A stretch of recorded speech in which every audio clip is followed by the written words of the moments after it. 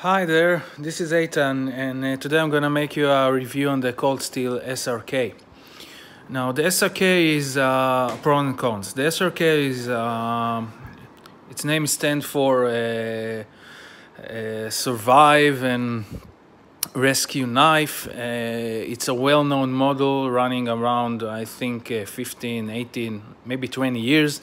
It came in, it kept its original form with minor changes, and it came with a couple of changes in the steels, okay, in the blade steels. This knife is also familiar with, or Cold Steel says it's familiar with, as it's been used by the Navy SEALs recruits. Now, one thing I must say about that, because I'm a US military collector, it's part of the equipment that they receive at the start of their basic training. Like any other soldier in any other military gets his starters or basic equipment, so they get this knife, which is excellent, it's cool, but it doesn't mean that they use it all their service, or this is the knife that they should use. Whoever familiar with the activity of special forces and stuff like that know that I don't think this one is the best option, or sometimes they don't need, sometimes they take other knives. There are a variety of knives out there, okay? And if this one is advertised as a Navy SEALs knife, don't take it for, take it with not a grain of salt, with a huge pile of salt, okay? So, let's talk about the specs of this knife. We have a blade and a handle. No, joking. Okay. So we have a 6-inch blade, which is around 15 centimeters. The blade is around 5 millimeters, but let's check. I like to always check with my own tools, although they're not that precise, but let's see. I hope it will zoom in properly. Sorry about that.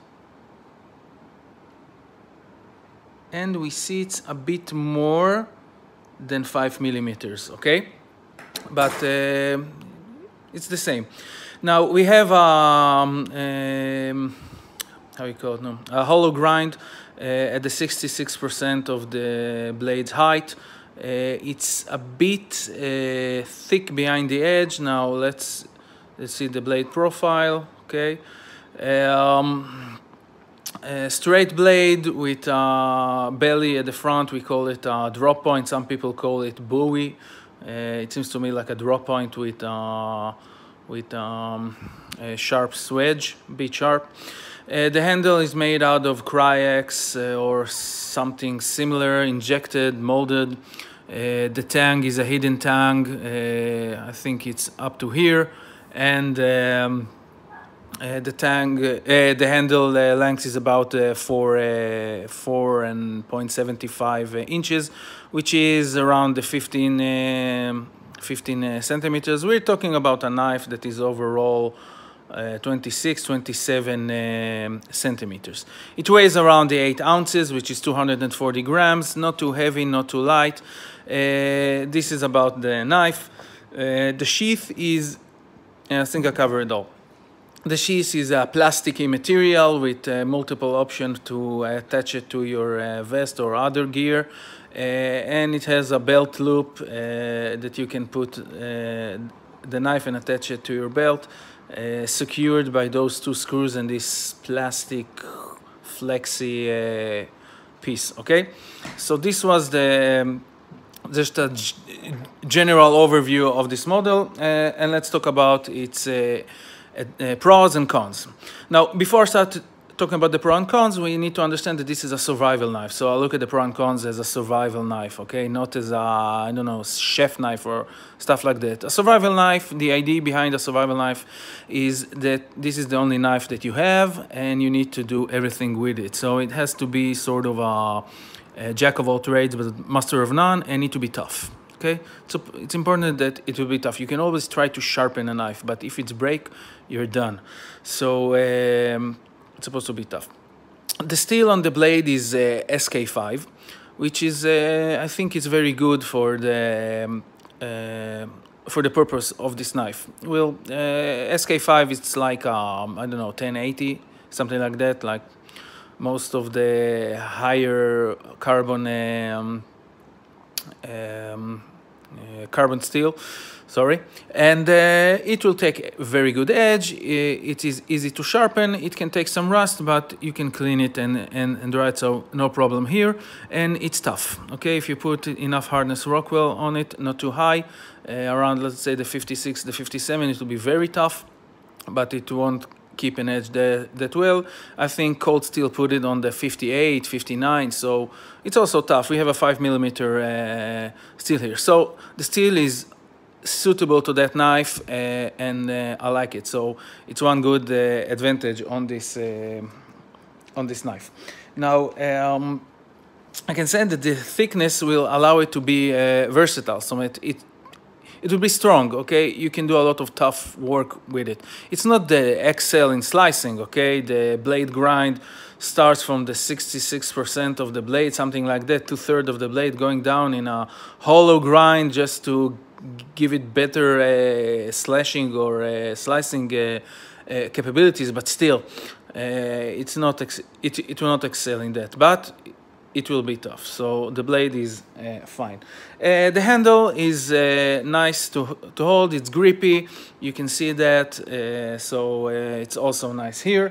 The balance of the knife, most of the weight is at the blade, of course, so if you want to do it, will make it easier for a short 6-inch knife to do tasks like chopping and stuff like that, which you may need as your only knife. So also good thinking there, cold steel. The price is very good, and I put it at the advantage. You know how much this one cost actually? $41. $41 at Amazon or Blade HQ, or no, Blade HQ I think more, but okay, let's just say between 40 and 45, okay, dollars. It's really hot price for this knife. Okay, and there are models of this knife in higher grade steel, and I'll talk with it on the conclusion. One more thing that I like about it, it has a sharpening choil, which is important and makes your life easier. The fit and finish is okay.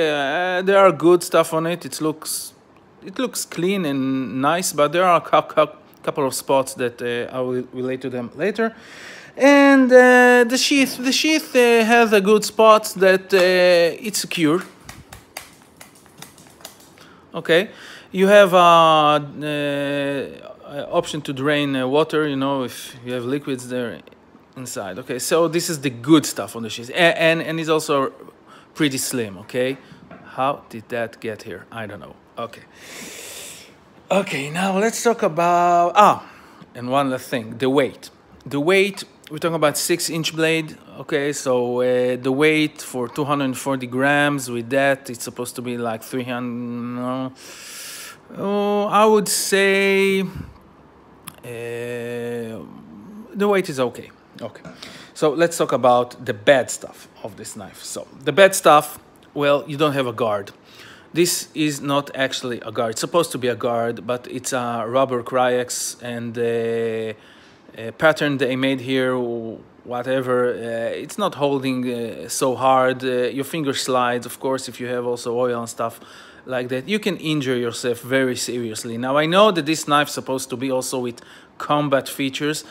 Not all tactical knives or whatever need a guard, you know, to be a good fighter. If it has a point and it's sharp and it can stab, so it can kill, so it's okay there. And it also kitchen knife will do the same, but guard is important to keep your own safety, and I think this knife needs a guard, okay, and actual guard, not a rubber guard. Okay, so this is one thing I would like to see. The handle feels to me a bit cheap, but it's only my perspective on the matter. And now I'm going to the fit and finish issue. Now, the fit and finish, told you it's a-okay. You see the grind here, it seems to be decent here, which is a good thing to see. And I see here, you see here, there is a small gap and there is a deformation over here. Now the deformation, I don't mind, $41 knife, carbon steel, okay, I can live with it. The gap is annoying. Why is it is annoying? Well, simple reason, this knife you can't take apart, okay? You can't take apart the handle, or you need to cut the handle. Carbon steel, okay, tool steel. If there is a gap and something like water growing inside and stays there, in time there will be rust, and this is a weak spot, and you don't want rust in there. I don't know how open this gap, but if you can see here, it's closed shut. I mean, this handle is injected or molded, so over here it's not something to take care. And the final thing that I don't like is this part of cold steel sheath. Ever. I see that on a lot of their sheath. This add-on, it's cheapy, plasticky, and I don't know, I don't trust this. I think it can tear.